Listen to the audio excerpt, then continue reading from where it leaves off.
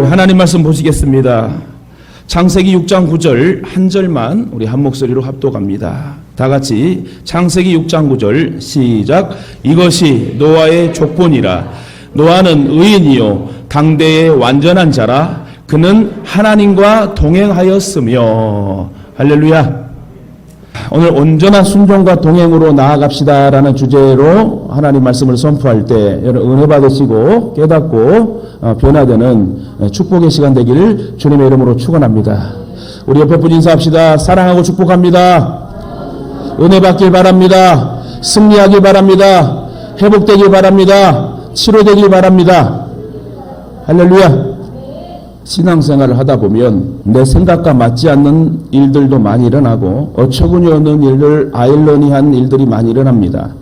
예를 들어 이스라엘 백성들이 40년 광야 생활을 마치고 요단강을 건널 때에 얼마나 여러분 수심이 높지는 않지만 모맥 시기에 이르게 되면 그 좁은 폭의 물이 엄청나게 흘러가지요.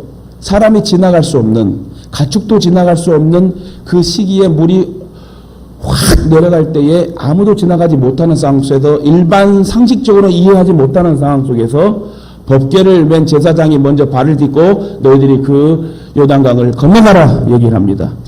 강 속으로 언약궤를 맨 제사장이 발을 디뎠을 때에 오른쪽에서 왼쪽으로 확 내리는 이 폭포수 같은 이 강물이 갑자기 멈춥니다.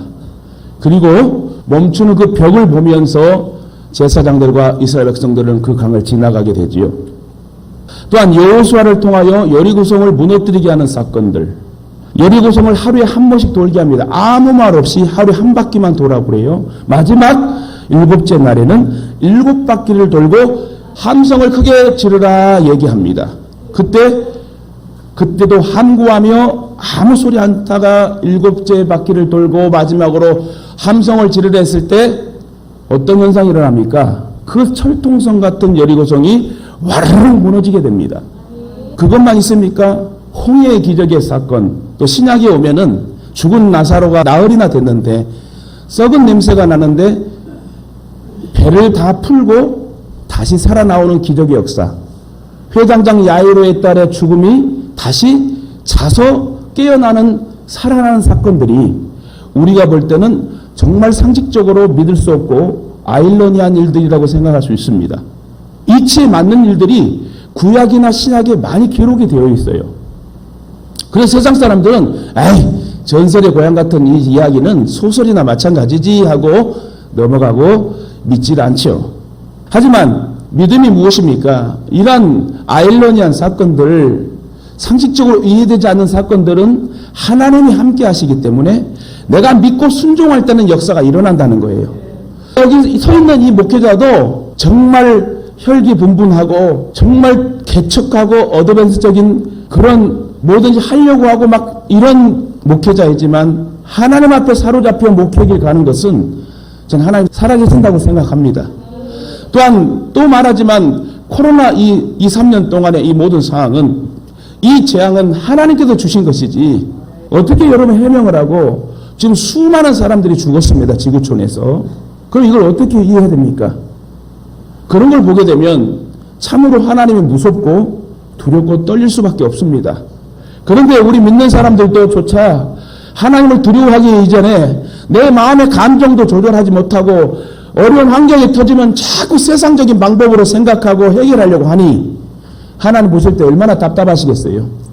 오늘 여러분 귀한 말씀을 통해서 이 한 남은 인생은 이전의 삶은 그렇게 살아왔을지라도 우리가 주님 나라 갈 때까지 남은 인생은 온전한 순종과 하나님과 동행으로 나아가야 되지 않겠습니까?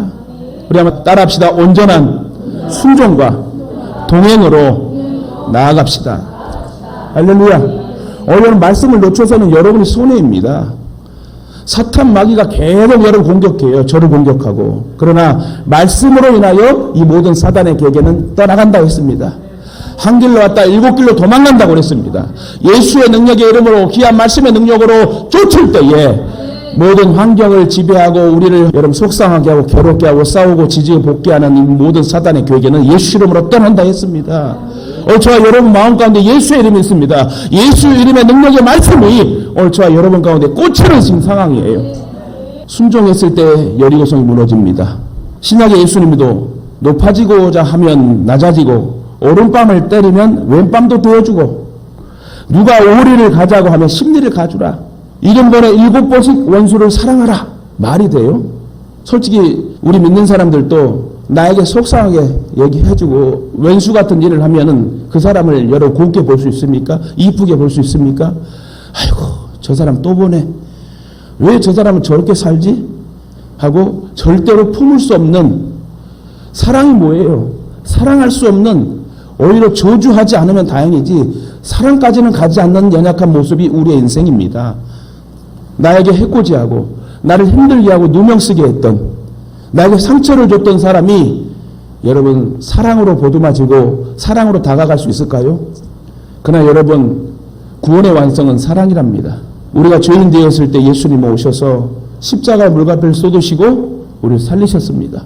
신이시면서도 이 땅에 오셔 천하디 천한 몸으로 그 고생 다 하시면서 우리와 함께 하시고 동고동락하며 십자가의 물가피를 쏟으시면서 그 수치를 당하시면서 고통을 참으시면서 엘리 엘리 라마 사박다니 하며 하나님이여 나를 어찌 버리셨나이까 하면서 성부 성자 성령의 계획에 의하여 구원의 완성을 이루신 분이 우리 예수 그리스도이십니다. 그 예수 그리스도가 나의 아버지요 나의 생명의 주님이라면 저와 여러분은 진짜 겸손하게 인생을 살아가야 될 줄 믿습니다. 주경학자 베이컨은 순종이란 말을 이렇게 정의했습니다. 주님께서 돌담을 뛰어넘어가라 명령하신다면 그대로 하는 것이다. 뛰는 것은 내가 할 일이고 넘게 하는 것은 하나님이 하실 일이다. 여러분 왜 우리가 순종하지 못하죠? 저도 자녀를 키우지만요 정말 속상하고 괴로울 때가 많아요. 그냥 네 하고 순종하면 될 것을 자꾸 이따가요 나중에요 어쩌고 저쩌고 핑계를 대고 안 해. 그렇게 네 하고 순종하면 복을 받을 것인데 자꾸 말을 안 들어. 성도도 마찬가지예요. 목회자가 이렇게 하세요 하고 좀 하면은 합력하여 선을 이루는 아름다운 행복의 사건이 넘칠 것인데 자꾸 자기 뜻과 생각이 커. 그러니까 여러분 교회만 들락날락 가는 교인이라고 여러분 흉보는 거예요. 저와 여러분은 교인이 아니에요. 들락날락 교인이 아니라 진정한 성도가 돼야 되고 위로는 하나님을 사랑하고 옆으로는 이웃을 사랑하고 복음을 전도하며 복음을 전하며 영원 사랑하는 마음이 있어서 주님 나라 갈 때 우리에게 상급이 주어진 것이고 생명의 멸류관이 여러분 기다려지는 것입니다. 그렇습니다. 순종이란 하나님의 뜻에 온전히 자신의 전부를 맡기고 따르는 것입니다. 뭐라고요? 하나님의 뜻에 온전히 자기 자신의 전부, 이걸 전인격이라고 그래요. 전인격과 몸과 마음의 육체의 영을 다 맡기는 것. 그리고 따르는 것. 파스칼은 이런 말을 합니다.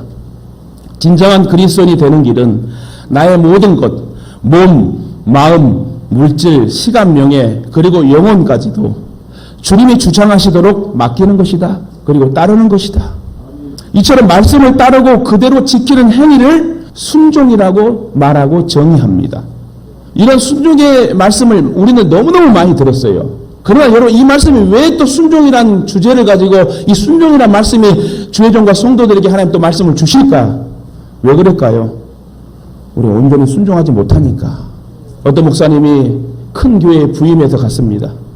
근데 이 목사님이 똑같은 설교를 4번을 한 달 동안 합니다. 처음 했을 때 은혜를 받았어요. 성도들이 2번째 똑같은 설교를 하니까 목사님이 깜빡하고 다시 온 거를 똑같은 걸 준비했나 보다. 3주째에 또 똑같은 토시 하나 안 뜨는 설교를 합니다. 좀 이상하다. 마지막 한 번은 더 다음 주는 바뀌겠지. 4번째 설교도 토시 하나 안 틀리고 똑같은 설교를 합니다. 그래서 장로님들이 목사님을 찾아가서 목사님 성도들이 수근수근 거리고 왜 똑같은 말씀을 4번 동안 토시 하나 안 틀리게 하십니까? 했더만 그 부임한 목사님 뭐라고 했다고요? 여러분이 순종치 않고 말씀에 따르지 아니하니까 저는 변하지 않고 순종하지 않는다면 계속 이 똑같은 설교를 할 것입니다. 라고 했답니다. 이 말씀은 우리에게 교훈을 주는 말씀이에요. 백날 하나님 말씀이 우리에게 떨어져도 우리가 받지 못하고 순종하지 못하면 원수 악한 사단 마귀는 우리를 장난질한다니까요. 너가 그리스도인이냐? 야, 잠깐 세상에 발 담궈도 괜찮아. 적당히 해. 무슨 봉사야. 그냥 큰 교회 가. 주차장 넓잖아. 봉사 안 해도 돼. 그러면요, 한국교회나 세계교회는 아주 영국교회를 따라가는 그런 큰 교회, 텅 빈 교회에 몇 명 모이지 않는 안타까움의 한국교회가 되게 될 줄 저는 생각해 봅니다. 그렇기 때문에 저와 여러분은 온전한 순종으로 나아가야 돼요. 하나님과 함께 하려면 온전한 하나님과 동행이 필요해요. 아브라함은 하나님과 동행한 믿음의 조상입니다. 아브라함 같이 진짜 순종한 사람이 어디 있어요? 제가 보면 너무너무 착한 것 같아요. 아브라함 아저씨가. 아브라함 할아버지가 너무 착하셔. 그러지 않아요, 여러분? 저는 구약을 전공했지만 진짜 아브라함이 대단한 인물이다라는 거예요. 그는 우리에게 믿음 생활이 어떤 것인지 보여주는 확실한 인물이에요. 우리가 그를 통해서 발견할 수 있는 신앙생활의 모범 중에 하나는 순종인데, 아브라함의 순종은 놀랍고 놀랍습니다. 과연 나라면 그렇게 할 수 있을까? 그는 하나님의 말씀에 순종해서 본토 친척 아비 집을 떠납니다. 그는 목숨을 걸고 순종한 것입니다. 그 당시에는 법보다 주먹이 강한 시대였기 때문에 본토 친척 아비 집을 떠나면 언제 죽을 줄 모르는 세상이었습니다. 그 당시에는 주먹이 우선인 세대였기 때문에 도적과 산적들이 드글드글한 상황에서 타향으로 여러분 이사를 간다는 것은 거의 죽음을 내놓고 가는 모험이었다. 그런데 그는 아브라함은 순종합니다. 아무 말 하지 않고 순종합니다. 아브라함이 그러면 전통 하나님을 믿는 하나님의 자녀의 백성이고 가문입니까? 아브라함은 흙수저 중에 흙수저예요. 우상 흙수저예요. 그것도 우상의 흙수저였다. 아버지 데라가 우상을 깎아 만드는, 그래서 아브라함도 같이 주말이면 등산객들에게, 여행객들에게 아버지가 만드는 깎은 우상의 그 인형들을 같이 팔았던 인물이 아브라함이야. 근데 아브라함은 하나님이 딱 착출해가지고 아브라함아, 본토 친척 아비 집을 떠나라. 왜요? 그곳에 있으면 우상짓을 하니까 너는 예배자로 내가 너를 쓰실 것이다. 쓸 것이다. 이 말이 뭔지 아세요? 이 세상에는 천국과 지옥이 있습니다. 분명히 우리가 예배드리는 이 시간에는 들로 산으로 캠핑 가는 사람들도 있을 것이고 집에서 잠을 고이 지금도 주무시는 분도 계실 거예요. 예수를 모르고 예배를 모르고 십자가 사랑을 모르고 구원의 귀한 은혜에 감사할 줄 모르는 자들은, 다시 말해 하나님을 모르는 자들은 죄인으로서 살아가고 결국에 죄인은 지옥에 가게 됩니다. 우상의 후손인 아브라함을 착출한 것은 죄인인 죽을 수밖에 없는, 지옥 갈 수밖에 없는 너를 내가 구원해 주리라. 이 말은 저와 여러분이 아브라함 같은 사람들이라는 거예요. 여러분 배경이 있어요? 우리 아무런 자랑할 거 없어요. 목사 가문도 아니고 장로 가문도 아니고 우리 조상들을 보면 다 죄를 지었던 조상들이고 우상 숭배했던 그런 세상이었잖아요. 그러고 보면 아무 배경 없는 특별히 우상의 흙수저인 아브라함을 주름의 금수저로 만들어서 쓰신 사건이 창세기에 여러분 기록됩니다. 저와 여러분도 죽을 수밖에 없는 죄인 되었을 때에 예수 그리스도를 찢겨 죽으셔서 우리를 구원받게 하신 사건, 이것이 얼마나 큰지 여러분 우리 감사하며 살아야 돼요. 자꾸 불평하지 맙시다. 화내지 맙시다. 원망하지 맙시다. 돈이 없을 때도 있고 있을 때도 있을 거 아닙니까? 여러분 목회가 이런다 해서 힘들다 해서 포기하고 내려놓고, 아니에요. 하나님이 하시는 일은 하나님이 책임져 주시고 간섭하여 주시고 보호해 주시니 여러분 끝까지 뚝불 정신을 가지고 믿음으로 가야 되지 않겠어요? 아브라함을 착출하시고 구원시켜 주신 것처럼 우리도 아브라함 같은 인물이 되어 그 은혜 감사하여 함구하며 무조건 순종하면 우리도 믿음의 조상이 되고 믿음의 부모가 된다는 거예요. 특별히 더 놀라운 순종은 독자 이삭을 여러분 드리게 됩니다. 하나님이 명령하시니 100세에 얻은 아들까지 하나님 앞에 제물을 드립니다. 하나님이 그의 순종을 보시고 이삭을 살리신 것만 아니라 하늘의 별처럼 해변의 모래알처럼 축복의 후손을 주셨고 후손을 통해서 예수 그리스도가 이 땅에 태어나게 하십니다. 할렐루야. 기가 막힌 역사. 여러분 물권 받고 싶어요? 건강하고 싶습니까? 성공하길 원해요? 그럼 여러분 믿음의 조상이 돼야 돼요. 그 믿음의 조상이 되는 방법은 딱 하나예요. 온전한 순종. 하나님과 동행. 이게 여러분 자꾸 온전치 못하니까 삐그덕거리는 거예요. 기도와 찬양과 말씀과 전도로 우리가 하나님 앞에 관리받으면서 예배자로 전도자로 살게 되면 하나님 고장나지 않게 하시고 삐그덕거리지 않게 하시고 우리의 인생을 뚫리고 풀리게 확 열어주신 하나님이 우리 하나님이란 거예요. 본문에 등장한 노아도요, 하나님의 말씀대로 순종했기 때문에 하나님과 동행할 수 있었습니다. 노아는 120년 동안 방주를 예비하고 만들지요. 얼마나 힘들었겠어요. 주변 시선들이 얼마나 따가웠겠습니까? 저 미친 사람 아니야? 아니, 배를 만들려면 그 항구의 바닷가 위치에서 그렇게 만드는 거 아니야? 근데 왜 아라라스 꼭대기에 저렇게 힘들게 나무를 깎아서 만들고 그렇게 고생을 하나? 아마 가족들도 불만이 많았을 겁니다. 이럴 때 진정 노아가 방주를 만들고 싶었겠습니까? 이는 하나님이 명령하시니까 노아는 아무 말 없이 순종한 거예요. 자녀들이 평을 하면은 애들아 그러면 안 돼. 하나님이 명령하신 거니까 순종하자. 절대 불평하지 마. 원망하지 마. 하면서 노아는 8명의 같은 식구들과 함께 방주를 짓게 됩니다. 무려 120년 동안. 솔직히 여러분 누가 쓸 돈도 없는데 11조를 내며 감사하며 교회를 세웁니까? 그러나 하나님과 동행하려면 하기 싫은 일도 해야 됩니다. 사실 하나님과 동행하는 일이 힘들고 부담스럽지만 하나님과 동행하는 것이 복이에요. 노아는 하나님과 동행하다가 인류가 멸망을 당할 때 홍수 가운데 구원을 받았습니다. 이는 자기만 구원받은 것이 아니라 가족들까지 구원을 받았고요. 특별히 노아는 예비된 방주 안으로 들어가서 홍수 가운데 구원을 받았는데 하나님이 예비한 모든 가축들까지 같이 살리게 합니다. 여기서 잠깐 중요한 것은 노아가 만든 방주는 구원의 방주가 되시는 예수 그리스도의 여러분 몸이 되었다는 거예요. 하나님께서 물로 세상을 심판하실 때 방주 안으로 들어갔던 사람들이 다 구원을 받았습니다. 이처럼 진실한 신앙인으로 예수님을 믿고 주님의 몸인 교회 안에 들어온 사람들만이 구원을 받게 되는 거예요. 따라합니다. 천국은 반드시 있습니다. 지옥도 반드시 있습니다. 그러므로 영적인 방주인 예수 그리스도 안에 거하는 것이 가장 안전한 인생을 사는 방법임을 여러분 믿으시기를 주님의 이름으로 축원합니다. 신앙생활은 하나님의 명령대로 하는 거예요. 창세기 6장 22절에 보니 노아는 하나님이 자기에게 명하신 대로 다 준행했다고 기록됩니다. 방주는 운전 시설이 없습니다. 핸들이 없었습니다. 조타실이 없었어요. 하나님이 조종하셨어요. 노아가 방주 안에서 가장 어른이었지만 노아의 마음대로 방주의 방향을 조종할 수 없었어요. 기계가 없었다는 거예요. 1년 동안 하나님이 선장되어 조종해 주셨다는 거예요. 이 말은 저와 여러분의 인생도 주님 나라 갈 때까지 핸들링 하신 분은 하나님이라. 방주 안에 8사람이 타고 있었는데 그 사람들이 방주의 방향을 다수결로 정하지 못했습니다. 그저 흘러가는 대로 하나님께 맡겼어요. 그랬더만 육지에 딱 도달하게 하고 거기서 새로운 땅에서 인류가 번성하게 됩니다.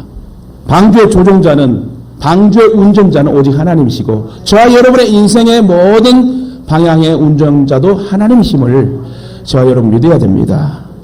교회의 조종자 역시 오직 하나님이십니다. 그래서 신앙생활이란 하나님이 말씀하시면 네! 아멘! 하고 그냥 순종하는 거예요. 특히 우리는 하나님 말씀을 믿어야 됩니다. 이 거룩한 말씀을 준비하고 이 말씀을 저도 여러분도 듣고 이 말씀을 놓치지 않고 한 주간 승리하며 살아가야 되는데 이 귀한 시간을 절대 딴 생각하지 마세요. 이 시간만큼은 다시 돌아오지 않아요. 유튜브로 재방을 해도 생방보다는 못해요. 제일 중요한 건 생방이 제일 중요해요. 이 지성소에서 예배드리는 게 가장 중요하다. 진정으로 믿는 사람은 말씀대로 사는 사람이에요. 노아는 하나님의 말씀을 믿었기 때문에 하나님의 말씀대로 행동했습니다. 사실 하나님과 동행하는 게 힘들고 부담스럽지만 온전히 순종하며 동행하는 것이 복이 돼요. 노아는 하나님과 동행했던 사람입니다. 아시다시피 온전히 하나님과 동행하는 것이 쉽진 않아요. 집안에 어른을 모시고 사는 것도 힘들고 시어머니, 시아버지 모시는 것도 힘들어요. 부담이 됩니다. 하나님 우리가 하나님을 모시고 걸어가는 게 어찌 부담스럽지 않겠어요. 하나님과 동행하면 하기 싫은 일도 해야 됩니다. 예수의 마음이 어떤 마음입니까? 자신을 낮춰 종이 되는 마음이고요. 억울해도 참는 마음. 십자가에 죽으면서도 견디는 마음. 희생의 제물이 되는 마음. 나보다 너를 위하고 생각하는 마음이 예수의 마음이래요. 그리고 하나님의 뜻이라면 십자가를 지는 순종의 마음이 가장 위대한 마음이라고 얘기합니다. 요셉의 성공도 마음을 잘 다스렸기 때문에 승리의 역사가 성경에 기록되지요. 요셉은 아무도 없는 집에서 보디발의 아내가 유혹할 때 요셉은 사람을 의식하지 않고 하나님을 의식하고 그는 승리의 역사를 기록합니다. 내가 어찌 이 큰 악을 행하여 하나님께 죄를 지으리까? 그러면서 옷을 벗겨진 채 확 도망가 버리죠. 그래서 누명 쓰고 감옥에 갇힙니다. 이처럼 요셉도 하나님을 바라봤기 때문에 보디발의 아내의 유혹을 이길 수 있었던 것입니다. 이처럼 그리스도인의 능력은 보혈의 능력으로부터 옵니다. 사단은 그걸 너무나 잘 알기 때문에 계속 공격해요. 그러나 여러분, 저와 여러분 보혈의 옷으로 자꾸 갈아입어야 됩니다. 안팎으로 우리의 마음을 다스려서 그리스도 예수의 마음을 품고 용서하고 사랑으로 넓은 마음으로 품을 때에 사단은 한 길로 왔다 7길로 도망간대요. 그래야 복음을 온전히 전할 수 있다. 하나님의 명령대로 노아가 역청을 잔뜩 발라놓으니 물이 방주 안으로 들어오지 못했습니다. 이처럼 영을 사랑하는 마음이 저와 여러분이 충만하면 세상도 마귀도 우리를 넘어뜨리지 못해요. 왜 내가 넘어지고 재미가 없죠? 신앙에 재미가 없나요? 슬럼프에 빠졌나요? 누구 문제가 아니에요. 내가 문제예요. 내가 그 자리를 지키고 기도하고 발버둥 치고 나아갈 때 하나님이 우리를 도와주시는 거예요. 감이 떨어지게 누워있으면 퍼져있으면 안 떨어져요. 떨어져도 내 입술에 떨어지지 않고 다른 사람에게 떨어지지. 중요한 건 내 의지가 있어야 된다는 거예요. 내가 회복되기 원하고 첫사랑을 회복하기 원한다면, 내가 은혜를 받기 원한다면, 말씀이 들려지기 원한다면 노력해야죠. 이처럼 우리는 세상과 환경을 보지 말고 주님만 바라봐야 된다. 계속해서 하나님께는 방주 꼭대기에 창을 내려갑니다. 창세기 6장 16절에 보니 창은 위에서부터 한 규빗이 되는 지점에 내라고 말씀합니다. 방주의 제일 높이가 15m예요. 엄청난 큰 배이죠. 약 15m 위에서 50cm 떨어진 데 창을 내래. 여러분, 일반적으로 상식적으로 우리 여러분 집을 보면 창문을 어디다 내요? 천장에 내는 사람 있어요? 거기 옆에 수평적으로 이웃을 보고 다른 환경을 보고 바람 들어오게 하고 자연을 보려고 어디다 뚫어요? 창문을 어떻게 뚫어요? 옆으로 수평으로 뚫잖아요. 근데 방주를 짓고 창을 내라는데 어디에 뚫으라? 거의 천장에서 제일 꼭대기 15m에서 50cm 떨어진데 뚫으래. 이 말은 무슨 뜻인 줄 아세요? 세상을 보지 말고 너희들 하나님을 바라보라는 거예요. 헬라어로 안드로포스, 인간은 하나님을 바라보는 존재래요. 멸망받을 세상 바라보지 말고 구원해 주시는 하나님을 바라봐라. 보통 창은 수평, 즉 주변을 보기 위해서 나는 창을 냅니다. 그러나 방주의 창은 하늘을 향하게 냈다고 그랬어요. 이는 주변 보지 말고 위만 바라보고 하나님만 바라보라는 거예요. 여러분, 속상하고 힘듭니까? 돈이 없습니까? 허우적거립니까? 하나님만 바라보세요. 저는 걱정 안 해요. 속상한 일 없겠어요, 저라고? 하나님께 기도하면 해결해 주더라고요. 살려주더라고. 방법을 주시더라고. 그래서 목회하는 거지. 제 성격이 얼마나 못된 줄 아세요? 얼마나 무서운 사람인 줄 아세요, 제가? 하나님이 조정하시고 하나님이 해결해 주니까 내가 하나님 말 땡깡을 못해요. 하나님 왜 우리 자녀를 이랬어? 왜 하나님 우리 교회를 이랬어가 아니라 그런 말 나오지 않게 하나님이 딱 적당한 선에서 해결해 줘. 그게 적절한 때라는 거예요. 카이로스, 하나님의 때. 그래서 제가 여러분을 위해 기도하는 게 있어요. 이제 10주년이 됐잖아요. 다음 주에 10주년 기념입니다. 여러분, 하나님의 복을 받아야 되지 않겠어요? 받으려면 확실히 받고 간증하는 입술이 돼야 될 줄 믿습니다. 모세 나이 40세 때와 80세 때의 차이점이 무엇인 줄 아닙니까? 모세는 40세에 자기 백성을 구원할 마음을 먹었습니다. 왕정이 있었지만 하루는 모세가 애굽 사람이 이스라엘 백성을 괴롭히는 걸 보고 화가 났습니다. 그는 자기 백성을 구원하기 위하여 좌우를 살피게 되지요. 사람이 있나 없나 살피게 되고 결국 사람을 죽이게 됩니다. 아무도 없는 걸 확인하고 애굽 사람을 때려 죽입니다. 이때 하나님은 하나님을 의식하지 못하고 사람만 의식했던 모세를 이스라엘의 구원자로 사용할 수 없었습니다. 그래서 미디안 광야로 인도를 하시죠. 거기서 결혼을 하고 거기서 40년을 훈련받습니다. 얼마나 허무했겠어요. 밤에는 별만 봐야 되고 낮에는 양을 키워야 되고 정말 재미없는 그런 광야를 40년 동안 훈련을 받습니다. 제가 옆에 있었으면 저도 거기서 밤에는 별을 봤을 것 같아요. 별이 어디 있죠? 하늘에 있잖아요. 다시 말해 모세는 40년 훈련 동안 하나님을 바라보게 하는, 하나님을 바라보는 훈련을 했다는 거예요. 결국 모세가 80세 되었을 때는 하나님의 부르심을 받아 백성들을 애굽에 이끌어내는 영도자가 됩니다. 성경을 보면 모세가 광야 생활을 지도할 때 좌우를 살피며 사람을 의식하는 것보다는 하나님을 의식합니다. 이스라엘 백성들은 자꾸 돌을 치려고 그러고 세상적인 것으로 방법을 요구하고 충고하고 돌을 던지려고 합니다. 그때마다 모세는 훈련이 되었기 때문에 어떠한 어려움 속에도 하나님 앞에 기도하는 모세가 됩니다. 왜요? 40년 동안 광야에도 훈련을 제대로 받았기 때문에. 훈련이 중요해요. 여러분들 훈련 받는 거예요. 훈련을 통과해야지 복을 받지요. 왜 내게 물건이 없을까? 왜 나는 건강치 못하니까? 왜 나는 게 관계가 이럴까? 나는 왜 이렇게 살까가 문제가 아니라 내가 문제라는 거예요. 내가 온전치 못하니까. 내가 온전히 순종하지 못하고 착출되지 못했으니까. 하나님 앞에 이쁨 받아야 되잖아요. 하나님의 복을 받으려면 이 트레이닝을 잘 해야 돼요. 훈련을 잘 통과해야 된다는 거예요. 저와 여러분은 하나님과 동행하는 사람들입니다. 위를 바라봐야 된다는 거예요. 노아도 방주를 만든 후에 혼자 방주 안으로 들어가지 않고 하나님의 명령대로 자기 가족들과 혈육 있는 모든 생물들을 각기 암소 한 쌍씩 방주로 이끌어들였습니다. 이처럼 우리도 구원의 방주로 다른 사람들을 인도하는 삶을 살아야 돼요. 신앙생활은 자기 자신이 구원받는 것으로 만족하면 안 됩니다. 할 수만 있으면 더 많은 사람들이 구원을 받을 수 있도록 수고해야 돼요. 영혼을 사랑해야 돼요. 사람을 구원하는 하나님의 방법은 전도예요. 고린도전서 1장 21절에 하나님께서 전도에 미련한 것으로 믿는 자들을 구원하시기를 기뻐하셨도다. 세상 사람을 볼 때 미련하게 보여요. 그러나 하나님 보실 때는 그 미련함의 전도가 가장 큰 기쁨의 하나님의 역사하시고 가장 하나님 기뻐하시는 전도라는 겁니다. 우리가 비록 전도가 미련해 보이지만 전하면 역사는 하나님이 하시는 겁니다. 19세기 미국의 부흥사 무디 목사님에게 있었던 일입니다. 무디 목사님이 하루에 한 사람에게 반드시 복음을 전한다는 목표를 세웠습니다. 그런데 어느 하루는 아무에게도 전도하지 못하고 잠자리에 들었으나 잠이 오질 않더래요. 책임을 완수하지 못한 죄책감 때문에 잠이 오지 않았습니다. 하루에 한 병씩 복음을 전하라고 듣든지 안 듣든지 그냥 예수 믿으세요 라고 자기가 하루에 한 번씩 한 사람에게 복음을 전한다고 했는데 그날은 복음을 전하지 못하고 잠들려고 하니 죄책감에 잠이 오지 않아 그 밤에 나갔답니다. 그런데 무디 목사님은 다시 옷을 입고 거리로 나가 거리에 서서 말씀으로 권유할 대상자를 찾고 있는데 한밤중에 뭔 사람들이 있겠어요? 그게 막 어느 한쪽 멀리에 술 주정뱅이가 있었던 거예요. 아! 하면서 목사님은 다짜고짜 그에게 가가지고 예수님을 아시나요? 예수 믿으셔야 됩니다. 그랬더만 그 술 주정꾼은 예수라는 말을 듣고 이런 30원 500원짜리야. 그러면서 완전 핀잔을 줬대요.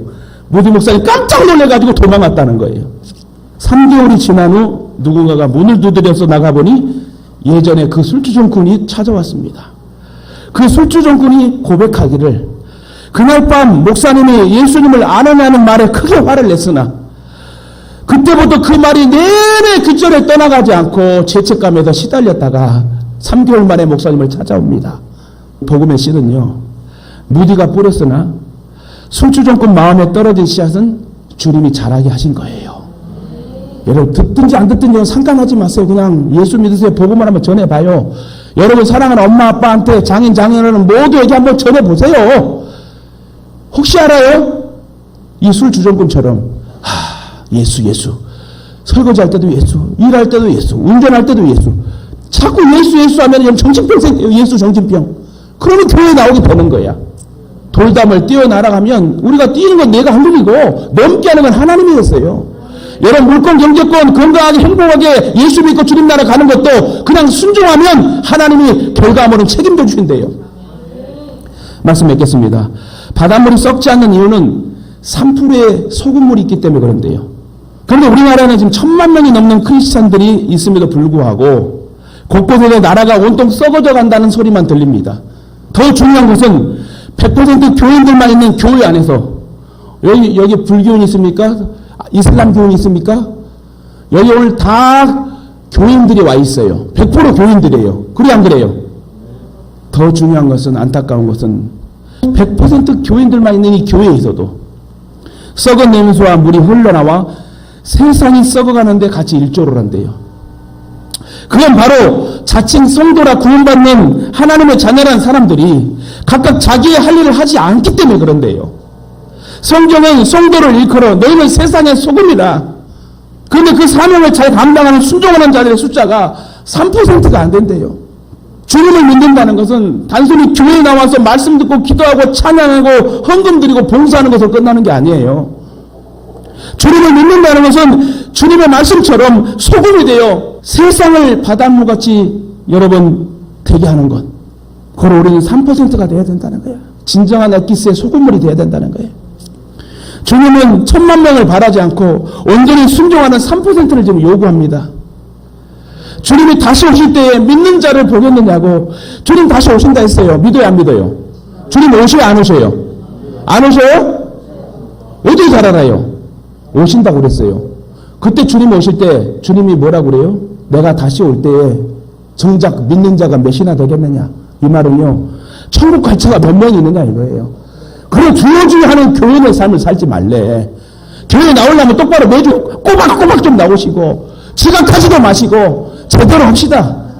할렐루야. 저는 주일날요 무술을 엄청 바르고 꾸미고 몇 번을 거울을 보고 와요. 여러분이 잘 보이려고 한 게 아니에요. 하나님이나 보시니까 얼마나 멋지지 않습니까? 여러분 가장 하나님 앞에 잘 보일 수 있는 몸과 마음의 자세가 중요하다. 이제는 바닷물도 오염되고 있습니다. 그러므로 목숨을 잃더라도 결사적으로 우리는 소금의 3%가 되어 이 세상을 살려야 될 줄 믿습니다. 그만두면 여러분 부모님 지옥 가요. 전도 안 하면 여러분 자녀 지옥 간다니까요. 오해하지 마세요. 제가 하는 말이 아니니. 방주 안에 있는 사람들이 안전했듯이 우리의 구원의 방주가 되시는 예수 그리스도 안에 거하는 사람만이 살 수 있습니다. 여러분 특히 하나님께서 방주를 보호하기 위하여 방주의 안팎에 역청을 바르게 하셨잖아요. 역청은 아스팔트 꼴텐을 말합니다. 아스팔트 주성분이 석유래요. 안팎으로 역청을 발랐기 때문에 물이 방주 안에 들어올 수 없었고요.